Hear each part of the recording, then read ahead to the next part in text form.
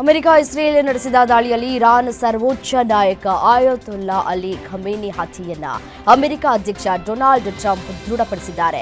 Truth social ಮೀಡಿಯಾದಲ್ಲಿ post ಮಾಡಿದ Donald Trump ಜಗತ್ತಿನ ಅತಿ ದುಷ್ಟ ವ್ಯಕ್ತಿ ಇನ್ನಿಲ್ಲ ಅಂತ ಪೋಸ್ಟ್ ಮಾಡಿದ್ದಾರೆ. ಖಮೇನಿ ಹತ್ಯೆ ಇರಾನ್ಗೆ ಬಹುದೊಡ್ಡ ಆಘಾತ ನೀಡಿದ್ರೆ ಇಸ್ರೇಲ್ ಪ್ರಧಾನಿ ನೆತನ್ಯಾಹು ಕೂಡ ಎಕ್ಸ್ನಲ್ಲಿ ಪೋಸ್ಟ್ ಮಾಡುವುದರ ಮುಖಾಂತರ ದೃಢಪಡಿಸಿದ್ದಾರೆ. America Israel ಸಂಭವಿಸುತ್ತಿವೆ. ಇರಾನ್ ಈ ಕುರಿತು ಯಾವುದೇ ಅಧಿಕೃತ ಹೇಳಿಕೆಯನ್ನ ನೀಡಿಲ್ಲ. ಇಸ್ರೇಲ್ ನಡೆಸಿದ ವೈಮಾನಿಕ ದಾಳಿಯಲ್ಲಿ ಇರಾನ್ನ ರಕ್ಷಣಾ ಸಚಿವ ಮತ್ತು ಐಆರ್ಜಿಸಿ ಕಮಾಂಡರ್ ಹತರಾಗಿದ್ದಾರೆ. ಇರಾನ್ನ ಪ್ರಮುಖ ಮಿಲಿಟರಿ ನೆಲೆಗಳನ್ನು ಗುರಿಯಾಗಿಸಿ ನಡೆದ ದಾಳಿ ಇದು. ಇರಾನ್ ಪ್ರತೀಕಾರ ತೀರಿಸಿಕೊಳ್ಳುವ ಭೀತಿ ಹೆಚ್ಚಿದ್ದು ಭಾರತೀಯ ಪ್ರಜೆಗಳಿಗೆ ರೆಡ್ ಅಲರ್ಟ್ ಸೂಚನೆ ನೀಡಲಾಗಿದೆ. ಈ ಹತ್ಯೆಗಳು ಇಸ್ರೇಲ್ ಇರಾನ್ ಸಂಘರ್ಷವನ್ನು ತೀವ್ರಗೊಳಿಸಲಿವೆ. ಇರಾನ್ ಸಹ ಇಸ್ರೇಲ್ ಮತ್ತು ಅಮೆರಿಕದ ನೆಲೆಗಳ ಮೇಲೆ ದಾಳಿಯನ್ನ ನಡೆಸಿವೆ. ಇಸ್ರೇಲ್ ಮತ್ತು ಅಮೆರಿಕ ನಡೆಸಿದ ಜಂಟಿ ದಾಳಿಯಲ್ಲಿ Islamic Revolutionary Guard Corps commander Mohammad Pakpour ಹತ್ಯೆಯಾಗಿದ್ದಾರೆ. ಇರಾನ್ನ ಅತ್ಯಂತ ಶಕ್ತಿಶಾಲಿ ವ್ಯಕ್ತಿಯಲ್ಲೊಬ್ಬರಾದ ಪಕ್ಕೌಪುರ್ 260 ದಿನಗಳ ಕಾಲ ಐಆರ್ಜಿಸಿ ಕಮಾಂಡರ್ ಆಗಿದ್ದರು. ಪಕ್ಕೌಪುರ್ ಸಾವಿನ ಬಗ್ಗೆ ಇದೀಗ ಟೆಹರಾನ್ನಿಂದ ಇಲ್ಲಿಯವರೆಗೆ ಯಾವುದೇ ರೀತಿಯಾದಂತಹ ಅಧಿಕೃತ ದೃಢೀಕರಣ ಬಂದಿಲ್ಲ.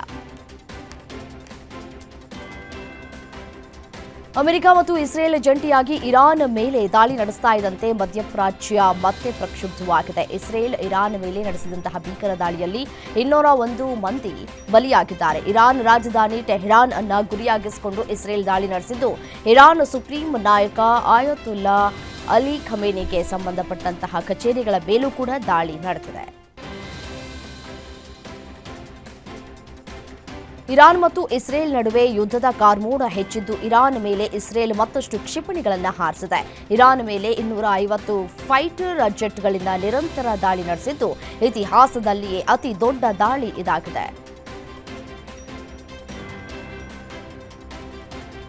ಇರಾನ್ನ ಮಿನಾಬ್ನಲ್ಲಿರುವ ಹೆಣ್ಣು ಮಕ್ಕಳ ಶಾಲೆ ಇಸ್ರೇಲ್ ವೈಮಾನಿಕ ದಾಳಿಯಲ್ಲಿ ನಡೆಸಿದ್ದು 58ಕ್ಕೂ ಹೆಚ್ಚು ಮಕ್ಕಳು ಸಾವನ್ನಪ್ಪಿದ್ದಾರೆ. ಕ್ಷಿಪಣಿ ದಾಳಿಗೆ ಶಾಲೆ ಸಂಪೂರ್ಣ ನಾಶಗೊಂಡಿದೆ.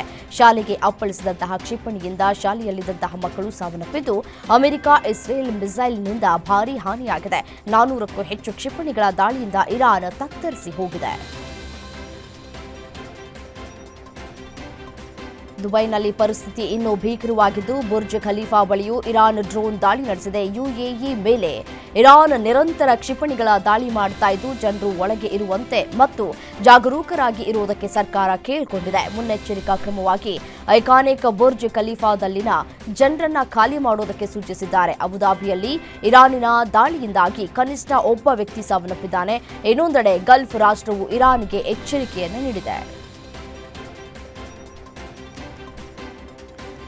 ಮಧ್ಯಪ್ರಾಚ್ಯ ಭಾಗವಾಗಿ ಈ ಭೀಕರ ಕದನ ಶುರುವಾಗಿ ಇಡೀ ಜಗತ್ತೇ ಈಗ ತಲ್ಲಣಗೊಳ್ಳುವಂತೆ ಮಾಡಿದೆ. ಇಸ್ರೇಲ್ ಮತ್ತು ಅಮೆರಿಕದ ಆಪರೇಷನ್ ಸಿಂಹ ಗರ್ಜನೆಗೆ ಈಗ ಇರಾನ್ ನಲುಗಿ ಹೋಗಿದ್ದು ಯುದ್ಧದ ಭೀಕರತೆ ಮತ್ತಷ್ಟು ಹೆಚ್ಚಾಗುವ ಆತಂಕ ಸೃಷ್ಟಿಯಾಗಿದೆ. ಪರಮಾಣು ಕುರಿತು ಇರಾನ್ಗೆ ಹಲವು ಬಾರಿ ಎಚ್ಚರಿಕೆ ನೀಡಲಾಗಿತ್ತು. ಆದರೆ ಯಾವುದೇ ವಾರ್ನಿಂಗ್ಗೂ ತಲೆಕೆಡಿಸಿಕೊಳ್ಳದ ಇರಾನ್ ಈಗ ಅಕ್ಷರಶಃ ನಲುಗಿದೆ. ಪರಮಾಣು ಒಪ್ಪಂದಕ್ಕೆ ಇರಾನ್ ಒಪ್ಪದೇ ಇರೋದ್ರಿಂದ ಇಸ್ರೇಲ್ ಪರ ನಿಂತಹ ಅಮೆರಿಕ ಯುದ್ಧವನ್ನ ಶುರು ಮಾಡಿದೆ. ಮಧ್ಯಪ್ರಾಚ್ಯದಲ್ಲಿ ಈಗ ಮತ್ತೊಂದು ರಣಭೀಕರ ಯುದ್ಧ ಶುರುವಾಗಿದೆ. ಇರಾನ್ ಅನ್ನ ಸರ್ವನಾಶ ಮಾಡುವುದಕ್ಕೆ ಡಬಲ್ ಅಟ್ಯಾಕ್ ಪ್ಲಾನ್ ಮಾಡಲಾಗಿದೆ. ಟೆಹರಾನ್ ಸೇರಿದಂತೆ ವಿವಿಧ ಪ್ರದೇಶಗಳಲ್ಲಿ 30 ಗುರಿಗಳನ್ನು ಟಾರ್ಗೆಟ್ ಮಾಡಿ ಇಸ್ರೇಲ್ ಕ್ಷಿಪಣಿ ದಾಳಿ ನಡೆಸಿದೆ. ಒಂದ್ ಕಡೆ ಅಮೆರಿಕದ ನೌಕಾಪಡೆ ಸಮುದ್ರದ ಮಧ್ಯದಿಂದಲೇ ಬಾಂಬ್ಗಳ ಸುರಿಮಳೆಗೈತಾ ಇದ್ರೆ ಮತ್ತೊಂದು ಕಡೆ ವಾಯುಪಡೆ ಆಕಾಶದಿಂದ ಇರಾನ್ ನಗರಗಳನ್ನು ನಡುಗಿಸ್ತಾ ಇದೆ. ಬ್ಯಾಕ್ ಟು ಬ್ಯಾಕ್ ಮಿಸೈಲ್ ದಾಳಿ ನಡೀತಾ ಇದ್ದು ವರ್ಲ್ಡ್ ಮ್ಯಾಪ್ನಲ್ಲಿ ಇರಾನ್ ಹೆಸರು ಇರದಂತೆ ಮಾಡುವುದಕ್ಕೆ ಇಸ್ರೇಲ್ ಪಣ ತೊಟ್ಟಿದೆ.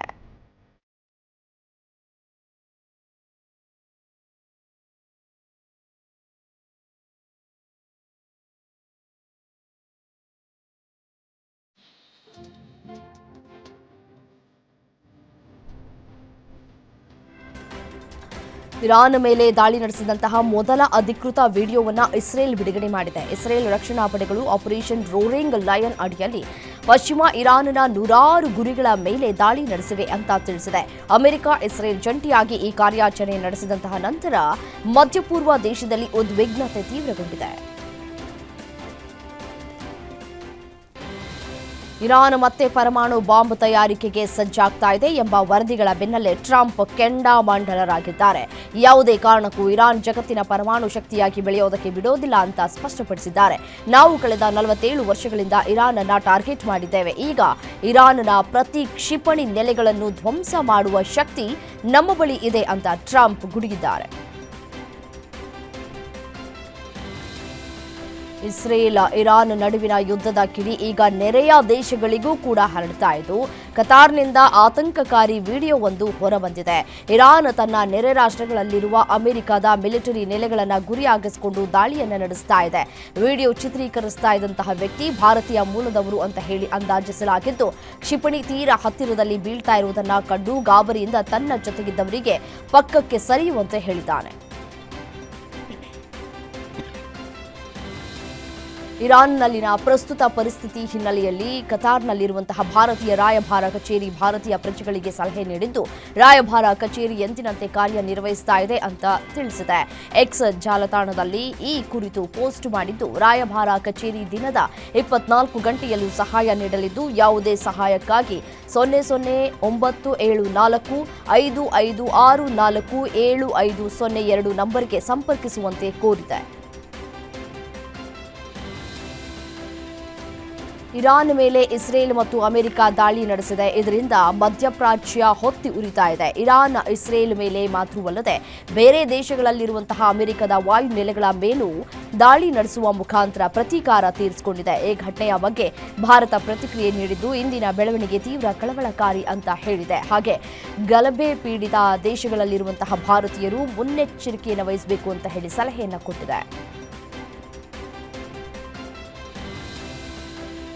ಅಮೆರಿಕ ಮತ್ತು ಇಸ್ರೇಲ್ ಇರಾನಿನ ಮೇಲೆ ದಾಳಿ ಮಾಡಿದ್ದು ಯುದ್ಧ ಭೀತಿ ಸೃಷ್ಟಿಯಾಗಿದೆ. ಇದೇ ಕಾರಣಕ್ಕೆ ಭಾರತದ ಅನೇಕ ಅಂತಾರಾಷ್ಟ್ರೀಯ ವಿಮಾನಗಳನ್ನು ರದ್ದು ಮಾಡಲಾಗಿದೆ.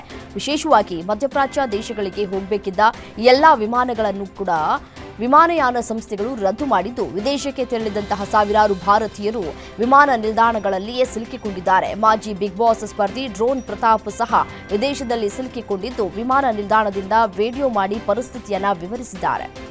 ನಿಮ್ಮೂರಿನಿಂದ ವಿಶ್ವ ಮಟ್ಟದವರೆಗೆ ರಾಜಕೀಯ, ಸಿನಿಮಾ, ಸ್ಪೋರ್ಟ್ಸ್ ಯಾವ ಸುದ್ದಿಯೂ ಮಿಸ್ ಆಗಲ್ಲ. ಬರೀ ಸುದ್ದಿಯಷ್ಟೇ ಅಲ್ಲ, ಜೊತೆಯಲ್ಲೇ ಇರುತ್ತೆ ವಿಶ್ಲೇಷಣೆ. ಗ್ಯಾರಂಟಿ ನ್ಯೂಸ್ ನ ಸಬ್ಸ್ಕ್ರೈಬ್ ಮಾಡಿ, ಫಾಲೋ ಮಾಡಿ, ಕ್ಷಣ ಕ್ಷಣದ ಅಪ್ಡೇಟ್ಸ್ ಪಡೆಯಿರಿ.